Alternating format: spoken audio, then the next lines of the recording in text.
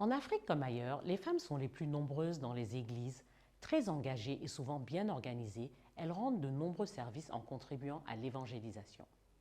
La chante congolaise de l'Éternel, Dena Moana, fait partie de ces femmes africaines qui œuvrent à l'évangélisation des peuples à travers des chants de louange et d'adoration. Dans ce numéro d'African Woman 2.0, elle nous partage son amour pour la musique chrétienne.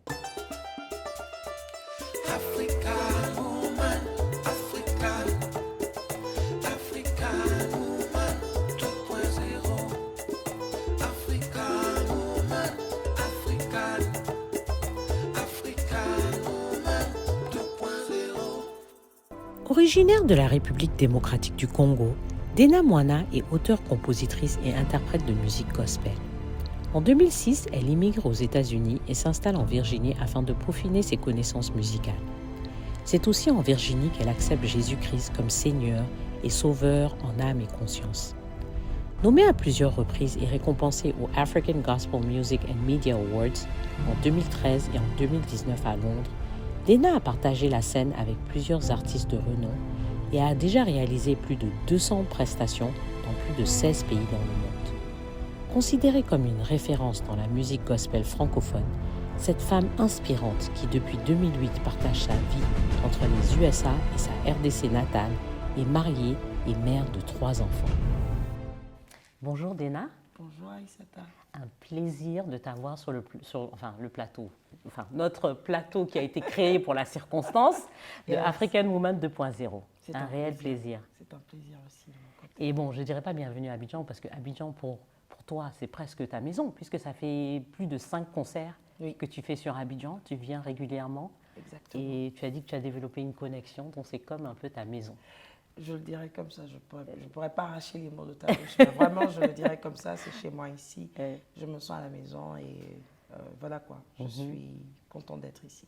Et donc tu es venue, tu as fait tes 2 concerts. 2 concerts, un le 7, je crois, au Sofitel et au Palais de la Culture le 16. Yes. Alors, comment ça s'est passé? C'était différent, je dirais. Oui, c'est vrai, des autres fois. Je dirais oui, c'était différent des autres fois. Et je ne pense pas que je serai la seule à le dire. Ceux qui ont assisté ont donné aussi un témoignage différent par rapport à toutes les autres fois où on est venu. C'est toujours glorieux, ça on ne peut pas le nier, c'est magnifique, c'est bon de passer du temps dans la présence de Dieu. Mais cette fois-ci, nous avons vraiment expérimenté le Dieu du surnaturel, je dirais. C'est vrai. Yes. Il y a eu cette connexion. Une connexion vraiment assez différente parce que les témoignages sont vite venus après les activités, je dirais. Waouh, wow. Yes. En tout cas, félicitations. Merci beaucoup. Parce que c'est toujours, je sais que c'est toujours full house, c'est toujours bien rempli, il y a du monde. Au Sofitel, je dirais que l'information n'est peut-être pas vraiment assez passée. Il y avait du monde, mais pas comme d'habitude. Mais le 16 avril, vraiment, les gens se sont rattrapés, je dirais. C'est vrai que l'information est moins bien passée parce que moi, j'ai su après. Voilà. Donc, mais dès que j'ai su, j'ai sauté sur l'occasion. Parce qu'on a l'habitude de faire des concerts en décembre. C'est ça. Et que les gens étaient surpris que ce soit en avril. Voilà, et puis il y avait quand même beaucoup d'activités sur Abidjan. Donc je pense que ceux qui ont pu se rattraper se sont rattrapés. Au Palais de la Culture. C'est ça. Donc Dina, parle-nous un peu de toi. Parce que tu fais ce qu'on appelle, moi je dirais presque un peu du gospel, un peu. Yes. C'est ça? C'est du gospel. C'est ce qu'on dit, ce qu'on appelle le gospel en anglais. Et comment s'est faite cette rencontre avec Dieu? Pourquoi ce besoin de chanter les louanges du Seigneur? Alors je dirais que moi j'ai déjà grandi dans une église catholique. Et là-bas j'étais choriste pendant très longtemps et à 17 ans.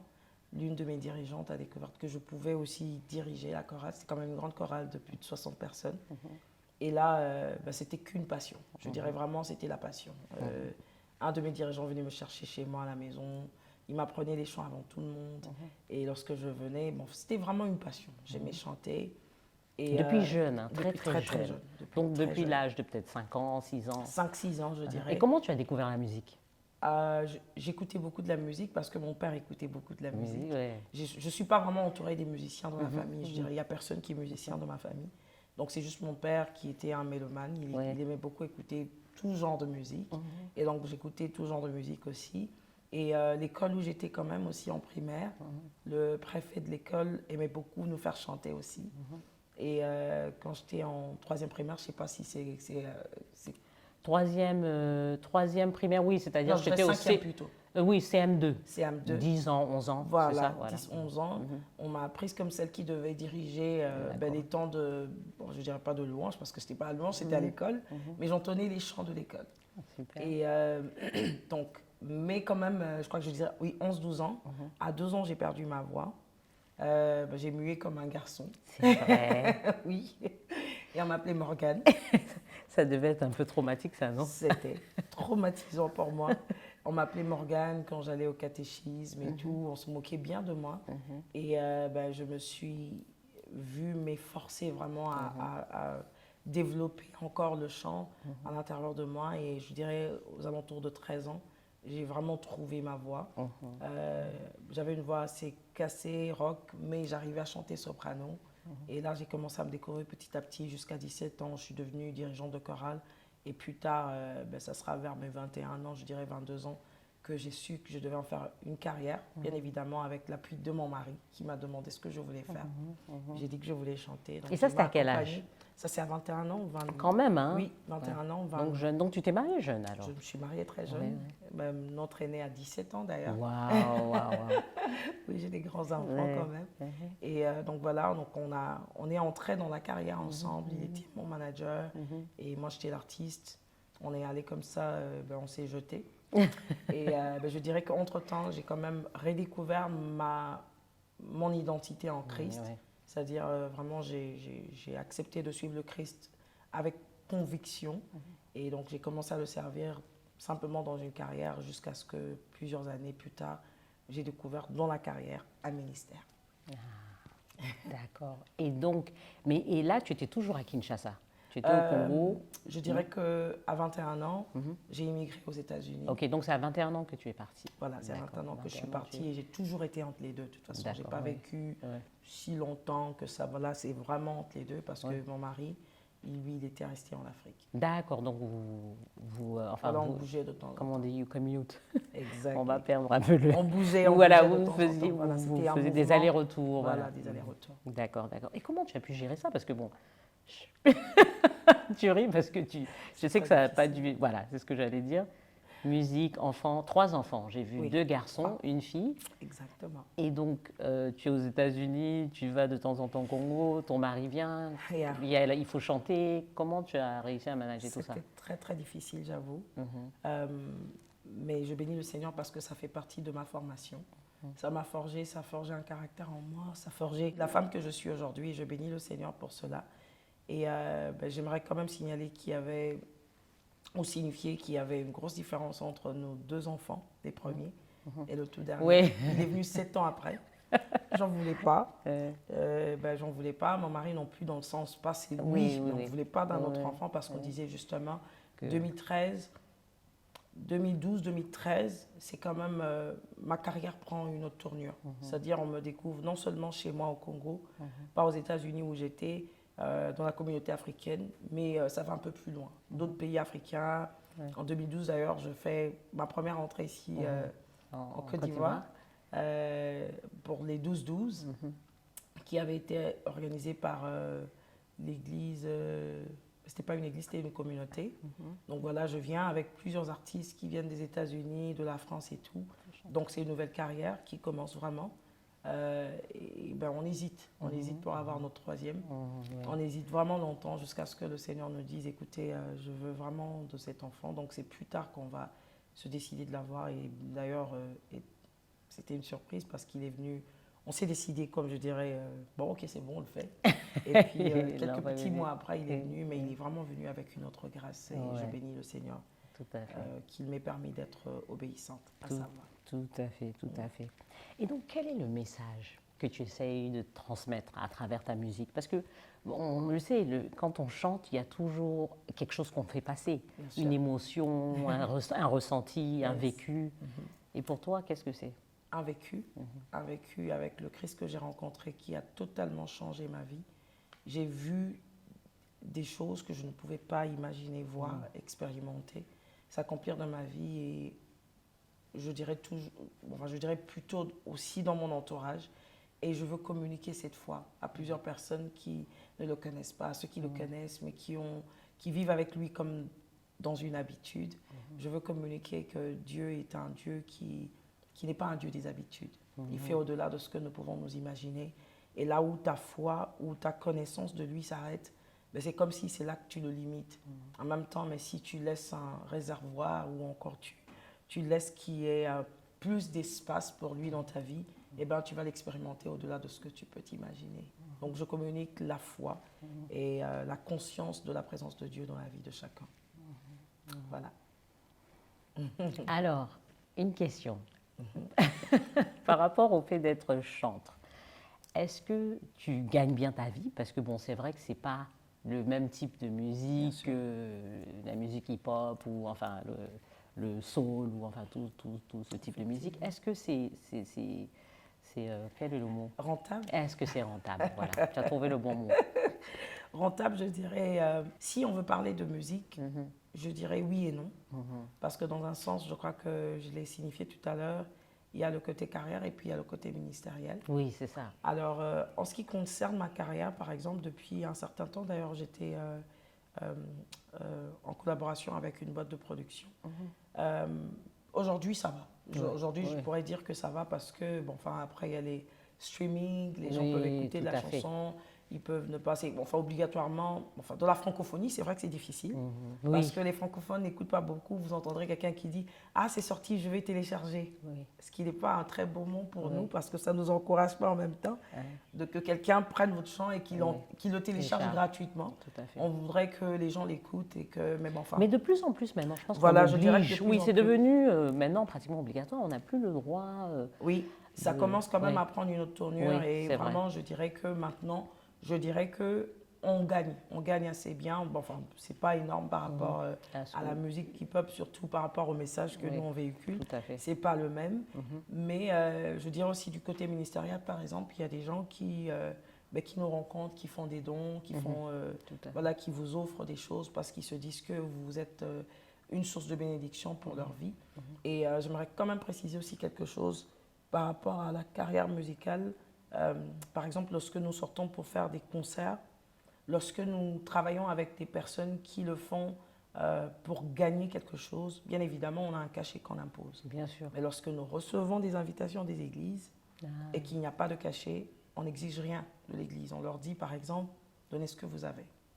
Et ça, de ce côté-là, plutôt, on est encore en train de se battre parce qu'il y en a vraiment qui vous bénissent, mais il y en a qui vraiment font... je dirais, je ne sais pas si je dois dire comme ils peuvent, comme ils veulent, mais en tout cas, ça nage encore dans le côté où c'est difficile que les gens, à cause du fait que vous n'avez pas fixé un prix, puissent justement... Et ça, c'est plus aux États-Unis ou tu trouves ça plus en Afrique? En Afrique, je dirais, surtout en Afrique francophone. Oui, absolument. Quand même. Je crois que, enfin, après, c'est un enseignement qu'on n'a pas pu vraiment avaler dans la francophonie, mais je crois que ça commence quand même aussi à changer parce qu'on a vu des églises qui vous reçoivent vraiment en qualité de servante de Dieu et qui vous font battre le cœur, en fait, en vous offrant quelque chose qui vous fait beaucoup de bien dans votre cœur. Et est-ce que tu penses que c'est parce que tu es partie que ta carrière a décollé? Ah non, pas du tout. Non, ah oui. Ah non, pas du tout. Je ne donnerai pas mon départ aux États-Unis parce que d'ailleurs, je n'ai pas fait grand-chose aux États-Unis de cette manière-ci en ce qui concerne la carrière. C'est vrai que mon premier concert, quand même, en 2012, a été fait au Canada et qu'il y avait une très belle communauté africaine, quand même, qui m'a accompagnée, qui a cru en moi. Mais non, je ne dirais pas que le fait que je sois partie ait fait de moi celle que je suis aujourd'hui. C'est par la grâce de Dieu et je dirais plutôt je suis partie et c'est comme si je suis allée plutôt me reformer dans ma personne, dans mon caractère. Te ressourcer peut-être? Me ressourcer et le Seigneur a permis que, quand je suis rentrée, l'Afrique s'est vraiment ouverte à moi et à mon ministère. Et donc ce n'est pas le fait que je sois partie. Et donc, quand tu es là-bas, tu chantes aussi pour un ministère. J'imagine que tu as une église dont tu fais partie. J'aime beaucoup cette question. Je suis restée très attachée à l'Afrique. Oui, d'accord. Alors, mon père spirituel est basé en Afrique, au Congo particulièrement. Et j'ai plus servi dans mon église au Congo. que j'ai servi dans une église aux États-Unis. Après, c'est vrai qu'au début de ma conversion aux États-Unis d'ailleurs, j'ai servi dans une église pendant plus de 5 ans. C'était une église communauté africaine. Et actuellement, puisque nous sommes basés avec les enfants, ben, je ne dirais pas que je sers directement, mais je fais partie d'une congrégation Oui, bien sûr. américaine Voilà. où je vais comme C'est tous les autres. congrégation, je cherche le mot. Voilà, je vais à l'église ben, comme tout le monde. Ouais. Bien évidemment, s'il y a des choses à faire, Ouais, bien sûr, tu je me participes. porte garant. Mais D'accord. voilà, je sers à l'église, D'accord. à Kinshasa plutôt. Et puis aux États-Unis, je participe au culte comme tout le monde. Et donc, de quelle région du Congo tu viens? Parce que le Congo est vaste, n'est-ce pas? Alors, beaucoup de gens ne le savent pas. Pour ceux qui savent, c'est bien. Mais bon, enfin, moi, je suis du Bandundu. Ok. Je suis du Bandundu. Comme si je connaissais. Hein. Voilà, c'est pas très loin de Kinshasa. D'accord. Parce on en a plusieurs comme ça. Après, c'est vraiment vers un peu. C'est pas très loin de Kinshasa. Je dirais, D'accord. oui, je suis du Bandundu. D'accord. Ok. Non, c'est juste intéressant parce que c'est un grand pays, Alors, un vaste énorme. pays. Et puis, voilà. Alors, dis-nous un peu, parce que c'est vrai qu'on a parlé un peu du côté famille, familial et que c'est pas facile. Mais en réalité, tu as un système qui te soutient, j'imagine. Tu as un système de soutien. Mais tes enfants sont basés où? Aux États-Unis? Oui, actuellement aux États-Unis. Aux États-Unis. Donc en fait, bon, tu dois être là Oui, la de plupart temps en du temps. temps. Je suis là de temps en temps. J'ai Ouais. un pied en Afrique, un Un pied aux pied, États-Unis. Et tu arrives à gérer avec l'aide, tu as Oui. un système. Alors, mon mari m'aide Oui, énormément. tout à fait. Ça, je devais vraiment quand même le souligner.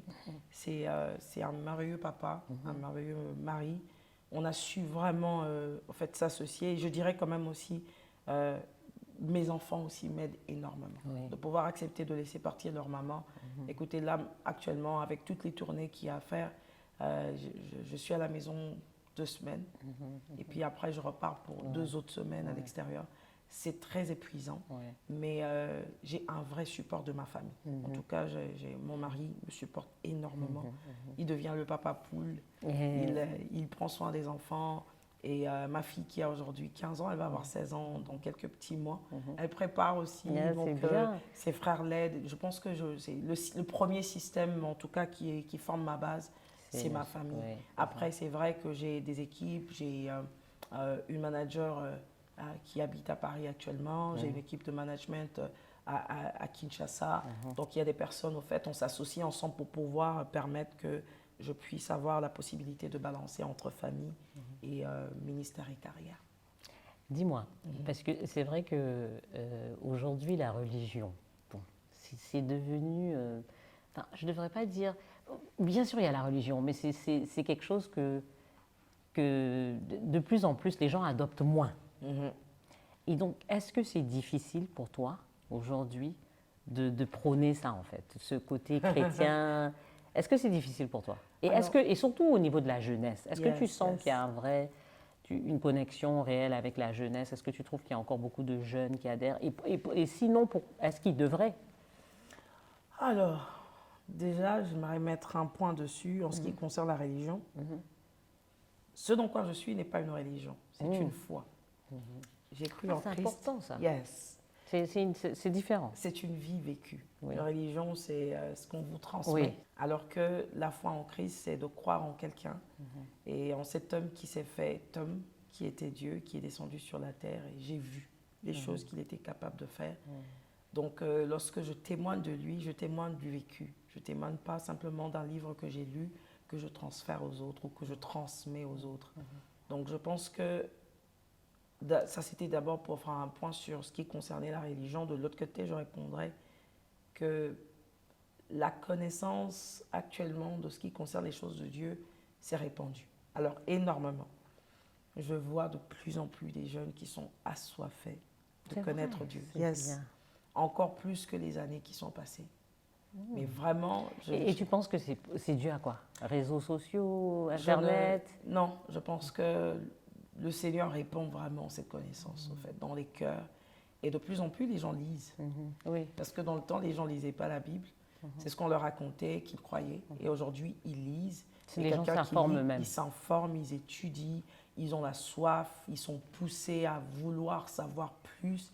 Et moi, je vois de plus en plus, c'est vrai, beaucoup de personnes qui s'égarent, mais aussi beaucoup qui reviennent à la raison et ben, justement qui adhèrent à cette grâce qui nous est donnée.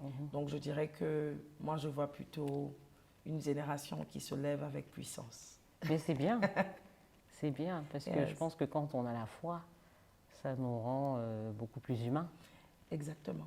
Mais la foi, mais je peux croire en vous, je peux croire, vous pouvez croire en moi. Tout à fait. En ce que je vous Tout à dis, fait. la foi, c'est le fait de pouvoir s'attacher et avoir la conviction que ce que la personne qui est en face de vous communique est vrai, est réel. Et si vous arrivez justement à vivre ces choses du jour au lendemain, ben, votre foi augmente. Tout à fait. Et comment tu vis un peu cette célébrité? Parce que quand même, tu es quand même une célébrité. Et comment tu vis ça? Avec beaucoup d'humilité, sans avoir la grosse tête? Ou bien quand même, il y a ces moments où je suis une star quand même? Ah là là là là, je sais pas. Je pense que mon entourage pourrait peut-être mieux le témoigner parce que moi, si j'en parle, ben, enfin, après les gens pourraient se dire que je dis peut-être des choses qui ne sont pas vraies. Mais en tout cas, de mon côté, je dirais, je suis épouse, je suis mère et les choses qui me remettre sur terre, c'est le fait que jusqu'à présent, je cuisine encore pour mon mari et pour mes enfants. Et pour moi, c'est juste me rappeler que, écoute, lorsque tu entres dans ta maison, Dena Mana est dehors. Ouais. J'arrive à vivre les deux personnalités, au fait, de manière séparée. Bien évidemment, ceux qui me connaissent, hein, qui sont autour de moi, pourront vous le dire. Les gens qui observent de loin pourront avoir un autre jugement. Ceux de qui je me rapproche pourront aussi avoir un autre jugement. Je suis quelqu'un de simple de nature. J'aime beaucoup rire. Vraiment énormément. J'aime beaucoup rire, blaguer, même avec les partenaires que je rencontre en premier lieu. Comme ça, on rigole, on échange. Je suis quelqu'un de très simple. Je crois que j'ai un peu eu ça de mon père. Et aussi, j'ai été beaucoup brisée dans ma marche avec le Seigneur. Il m'a vraiment permis, il m'a assez broyé. Et je ne sais pas me mettre des galons sur mes épaules et me dire que je suis. Parce que j'ai trouvé ma vie en celui qui est. Donc qui est c'est Dieu. l'humilité en fait. Oui, Cette- je pense une qu'il certaine il humilité. m'a vraiment appris à marcher dans l'humilité. Je ne peux pas aujourd'hui me taper la poitrine par rapport à qui je suis. S'il n'était pas dans ma vie, je ne serais pas. Donc je me rappelle d'où il m'a Toujours. pris. Et surtout, je veux voir où il va m'emmener. Et donc, pour cela, je crois que je me dois de garder une certaine humilité. C'est une grâce d'ailleurs aussi de recevoir cet atout d'humilité. Voilà. Tout à fait. Et donc, quels sont tes projets artistiques, Ouh. musicaux pour les prochaines années? Alors, ben déjà là, on est en avril, c'est ça? Oui, c'est déjà presque mai. C'est presque mai. Il y a plein d'activités déjà pour cette année. Ben, il y a ce qui va arriver bientôt. Donc là, je viens de finir. Je serai à Kinshasa certainement en mai pour une petite tournée vers le Lubumbashi. En juillet, il y a plusieurs concerts qui sont prévus. À Paris, par exemple, j'ai deux concerts qui auront lieu le 1er et le 2 juillet. Après, j'ai aussi une autre activité c'est plutôt un rassemblement, c'est plus un festival qui aura lieu le 7 juillet aussi.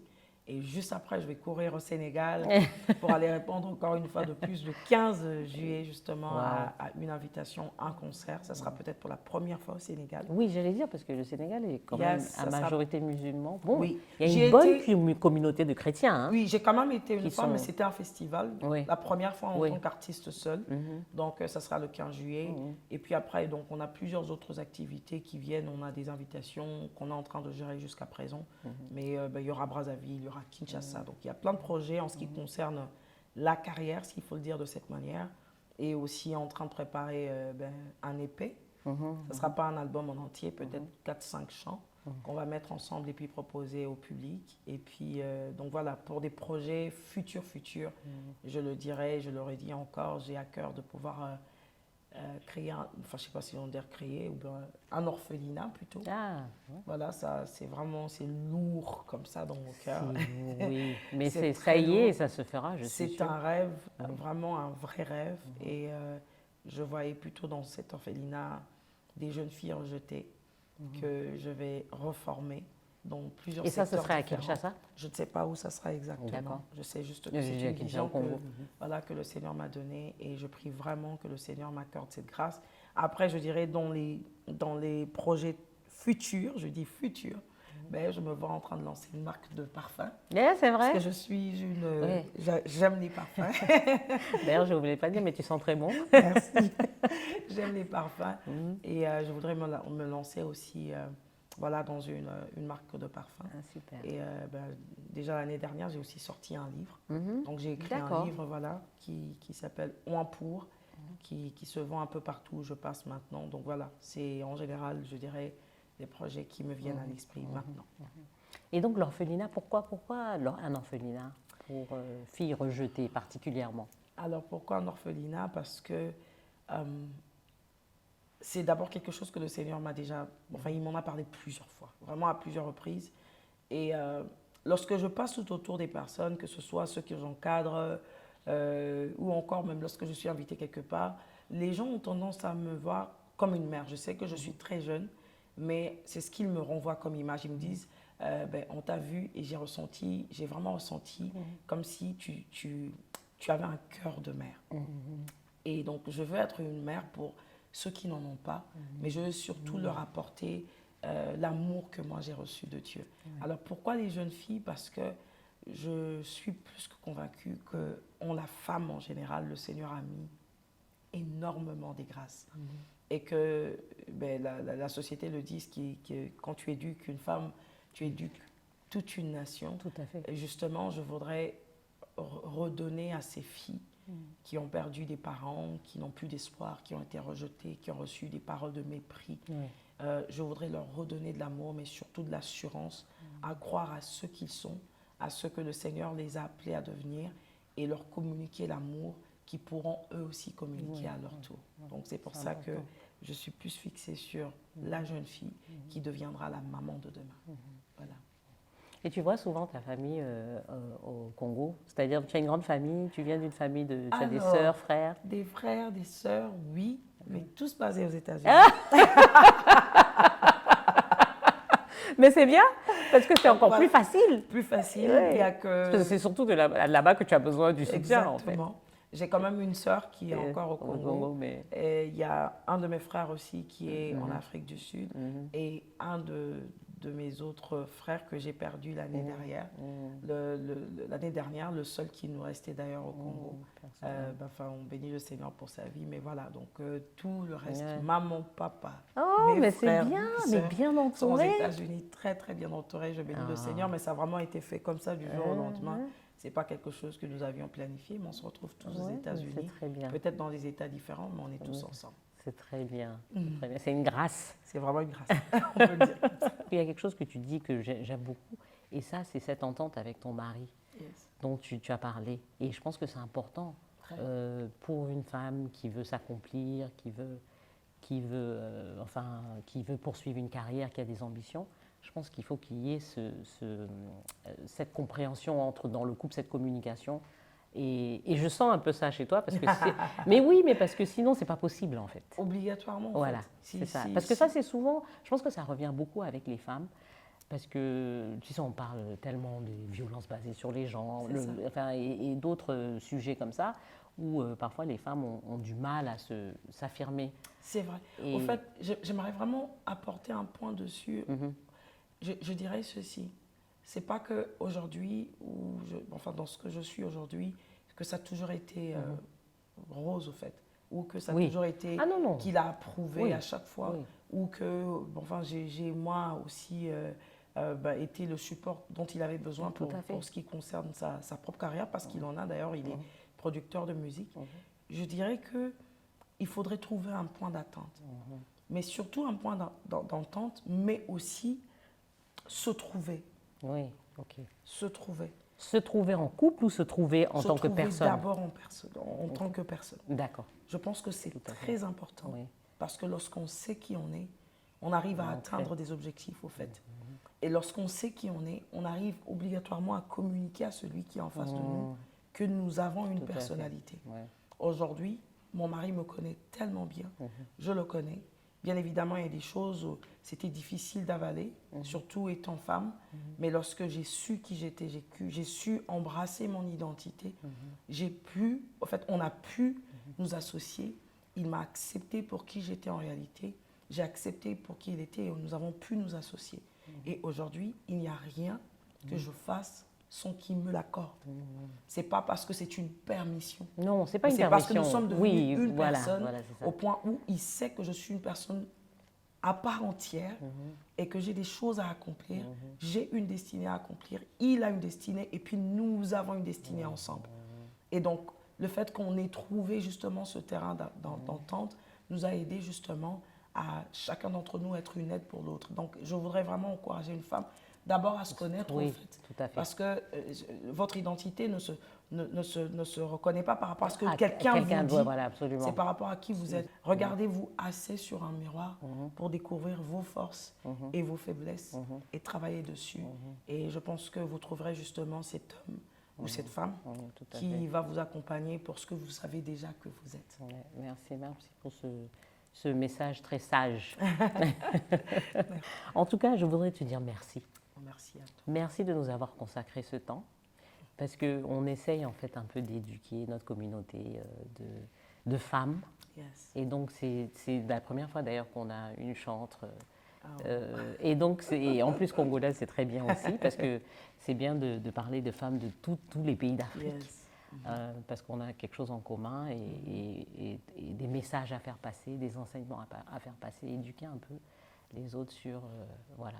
Donc, en tout cas, merci beaucoup. Merci à toi. Et donc, maintenant, on va faire le petit cadeau. Ah. Donc, on fait la promotion de nos entrepreneurs Ok. locaux. Et c'est bien que tu aimes le parfum, parce que, justement, on te donne un parfum Oh, merci beaucoup. d'une jeune dame qui fait des parfums localement. Ah là là. Ah oui, voilà. Donc, tu peux ouvrir Oh, Lika merci beaucoup, bien Cosmétiques. sûr. J'espère que tu vas aimer. J'espère aussi. Ouais, voilà. Ah là là. Lika, elle fait ses Merci parfums. beaucoup. C'est fait localement. Comment elle pourras s'appelle? Lika. Elle Merci, s'appelle Lika. Zalika. Elle s'appelle Zalika. Lika Zalika. Cosmétiques, c'est Oh, le... merci beaucoup. Voilà. Donc, Merci, Lika. et puis, ça, c'est notre... c'est notre cordonnier Ok. local. Oh, wow. Wadji, enfin, pas local, il n'est pas local, il est sénégalais, mais il fait des chaussures magnifiques. Donc, bon, Oh, je te wow. laisse ouvrir. Oh là Des là. chaussures, des mules. Voilà.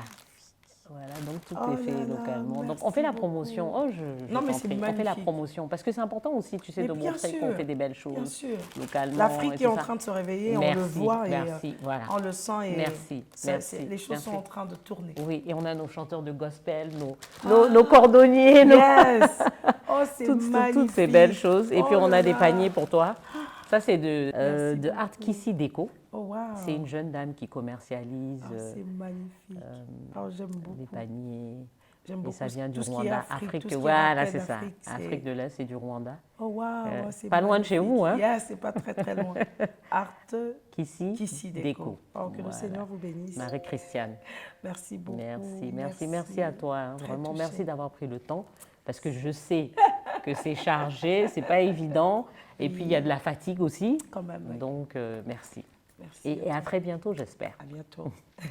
Merci à toutes et à tous. À très bientôt pour la prochaine émission d'African Woman 2.0. Et avant de nous quitter, n'oubliez pas de vous abonner à la chaîne YouTube de Afrique Femme. Merci et à bientôt.